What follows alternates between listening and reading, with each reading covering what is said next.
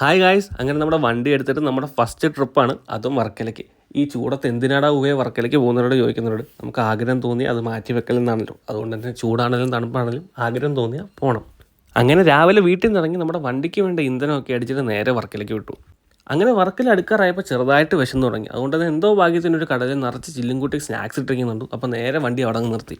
ഞാനും വൈഫൂടെയാണ് പോകുന്നത്. അതുകൊണ്ട് തന്നെ 2 കാപ്പിയും കുറച്ച് സ്നാക്സ് ഓർഡർ ചെയ്ത് അതും ഇറങ്ങിയത് അബദ്ധമായി പോയില്ലോടെ പോയെന്ന് തോന്നിക്കുന്ന രീതിയിലുള്ള വെയിൽ, അമ്മാതിരി വെയിൽ.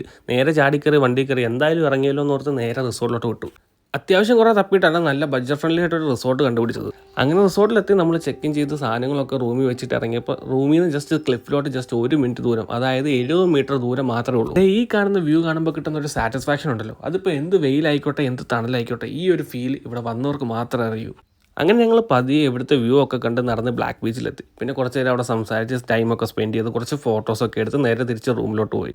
അങ്ങനെ റെസ്റ്റൊക്കെ ചെയ്ത് എഴുന്നേറ്റപ്പോൾ രാത്രിയാകുമ്പോൾ പിന്നെ വർക്കലയിലെ വൈബ് ചെയ്യാൻ നിങ്ങൾക്ക് പറഞ്ഞു തരേണ്ട ആവശ്യമില്ലല്ലോ. നിങ്ങൾ ലൈഫിൽ ഒരിക്കലെങ്കിലും വർക്കലയിലെ നൈറ്റ് ലൈഫ് എക്സ്പീരിയൻസ് ചെയ്തിട്ടില്ലെങ്കിൽ നിങ്ങൾ ലൈഫിൽ വലിയൊരു എക്സ്പീരിയൻസ് ആണ് മിക്സ് ചെയ്യുന്നത്. അങ്ങനെ അങ്ങോട്ടും ഇങ്ങോട്ടും തേരാപ്പാര നടന്ന് പതിയെ പിന്നെയും വിശക്കാൻ തുടങ്ങി. അപ്പോൾ നല്ലൊരു റെസ്റ്റോറൻറ്റ് കണ്ടുപിടിച്ച് അവിടെ കഴിക്കാൻ ചെന്നപ്പോൾ വീക്കെൻഡ് ആയതുകൊണ്ട് തന്നെ ഫോറിനേഴ്സിനെ കൊണ്ട് നിന്ന് തിരികെ ഇടയില്ല. അങ്ങനെ 10-15 മിനിറ്റ് ഒക്കെ വെയിറ്റ് ചെയ്ത് നമുക്കൊരു നൈസായിട്ട് സീറ്റ് കിട്ടിയപ്പോൾ കയറി ഒന്ന് ഓർഡർ ചെയ്തപ്പോൾ അവൻ പറയും 1/2 മണിക്കൂർ എടുക്കും ഫുഡ് വരാമെന്ന്.